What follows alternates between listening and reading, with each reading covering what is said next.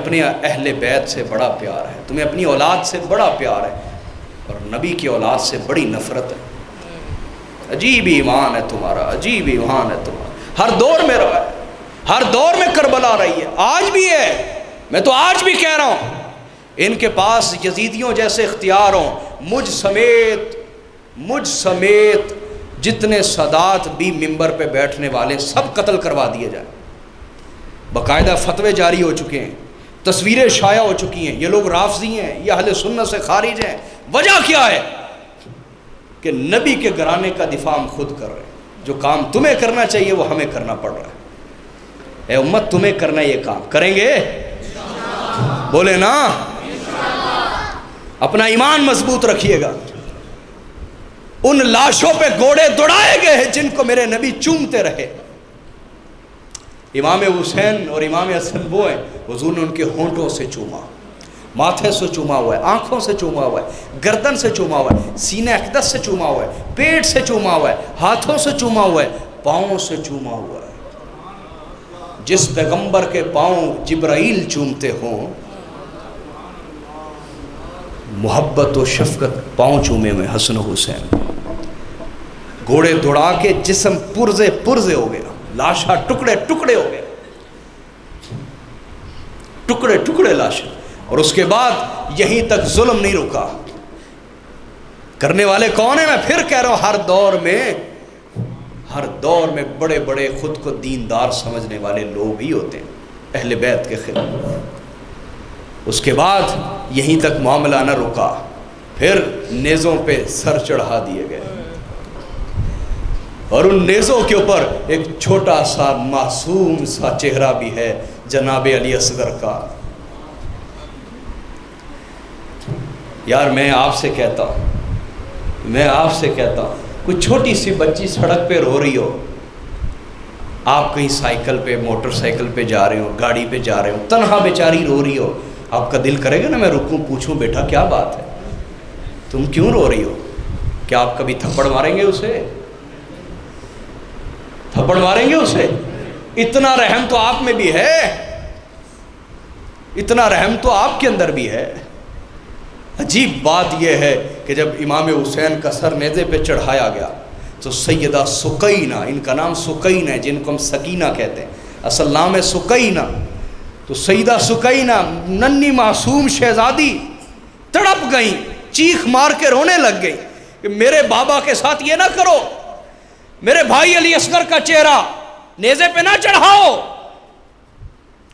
ایک کوفی آ کے یہ نہیں کہتا کہ بیٹے تم کیوں رو رہے ہو، وہ آ کے تھپڑ رسید کرتا ہے شہزادی رسول کے چہرے پر۔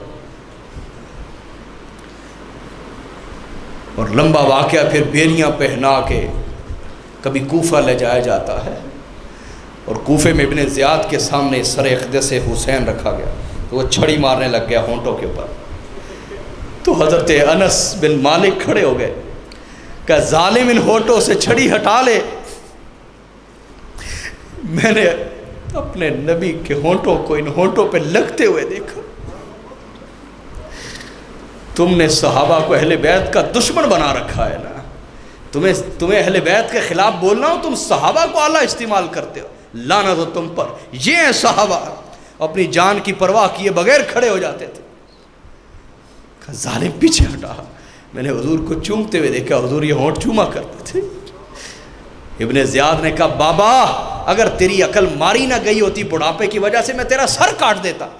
یہ حضرت انس کو کہہ رہا ہے، یہ بنو امیہ جن کی آپ حمایت کرتے ہیں، سب سے زیادہ قتل عام صحابہ کا قتل عام بنو امیہ نے کیا، لیکن آپ کو یہ تو درد ہوگا، اہل بیت کے قتل عام پہ درد نہیں ہوگا، ایمان ہوگا تو ہوگا۔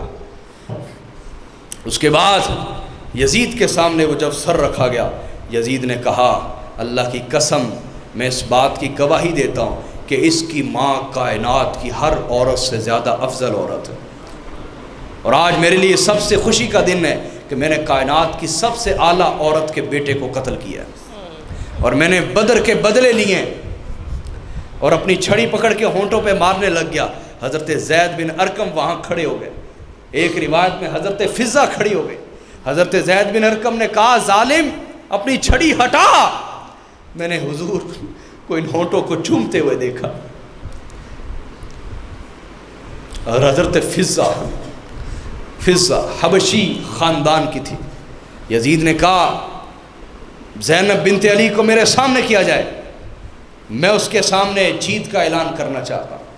تو حضرت فضہ نے کہا یہ جرأت نہ کرنا، بازا شرابی زانی، بازا نبی کی بیٹی کا تو اپنے سامنے لائے گا۔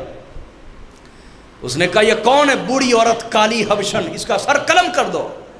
تو یزید کے پیچھے 500 حبشی نوجوان سیکیورٹی گارڈ کھڑے تھے، انہوں نے تلواریں نکال لی، کہا خبردار جو ہماری بیٹی کے اوپر تلوار اٹھائے گا ہم اس کے خلاف تلوار اٹھائیں گے۔ تو سیدہ زینب کی آہ نکل گئی، کہا نانا جان ذرا تماشا تو دیکھیے، حبشہ کی بیٹی کے لیے 500 تلواریں نکل آئیں اور آپ کی بیٹی کے لیے کوئی تلوار نکلنے کو تیار نہیں۔ تو اللہ پاک نے فرمایا اے ابراہیم ہم نے فدیہ کر دیا اس قربانی کو ایک ذبح عظیم کے ساتھ، ایک عظیم ذبح جو اصل میں ذبح مصطفیٰ تھی، جو اصل میں شہادت مصطفیٰ تھی، شہادت مصطفیٰ حسن و حسین کی شہادت علیہ السلام اتنی شہرت کیوں رکھتی ہے؟ تمہیں آج تک سمجھ نہیں نہ آئی نا؟ یہ شہادت حسین گلی گلی بیان کیوں کی جاتی ہے؟ وجہ کیا ہے تمہیں سمجھ نہیں آتی؟ میں سمجھاتا ہوں، وجہ یہ ہے کہ حسن و حسین کی شہادت حقیقت میں شہادت مصطفیٰ ہے، حقیقت میں شہادت مصطفیٰ، اور ایسی شہادت کسی امت کی تاریخ میں نہ ہوئی، اور کبھی تاریخ نے ایسا واقعہ نہیں دیکھا کہ کسی امت نے اپنے نبی کے خاندان کو یوں ذبح کر دیا۔ پھر معاملہ وہاں نہ رکا، امام زین العابدین شہید کیا گیا، امام حسن کی ساری اولاد شہید ہوئی، امام زین العابدین کی ساری اولاد شہید کی گئی، سولیاں لٹکائی گئی۔ حضرت امام زین العابدین کے چھوٹے بیٹے امام زید، ان کی لاش کو 4 سال تک سولی پر لٹکائے رکھا گیا، کوئی پروٹیسٹ نہیں ہوا، کوئی احتجاج نہیں ہوا، نمازیں بھی ہوتی رہیں، تقریریں بھی ہوتی رہیں، نبی کے گھرانے کے دفاع میں کوئی نہ نکلا۔ 4 سال تک لاش مبارک امام زید، یہ امام زید وہ ہیں جن کے بارے میرے نبی نے حضرت زید بن ارقم سے کہا تھا زید میرے بیٹے حسین کا پوتا پیدا ہوگا، اس کا نام ہوگا زید، وہ تجھ سے ملنے آئے گا، اسے میرا سلام کہنا۔ وہ بولو تو صحیح چونگ والو، ایمان کی طاقت سے بولو۔ میرے نبی نے سلام پیش کیا حضرت زید کو، اور جب حضرت زید ملنے آئے، چھوٹی سی عمر تھی 12-13 سال کی، حضرت زید بن ارقم کی بینائی جا چکی تھی اس وقت، بہت بوڑھے تھے، بہت بوڑھے، بیمار تھے، چارپائی پہ پڑے ہوئے تھے۔ کسی نے کہا زید بن علی ملنے آئے ہیں۔ امام زین العابدین کا اصل نام ہے علی بن حسین۔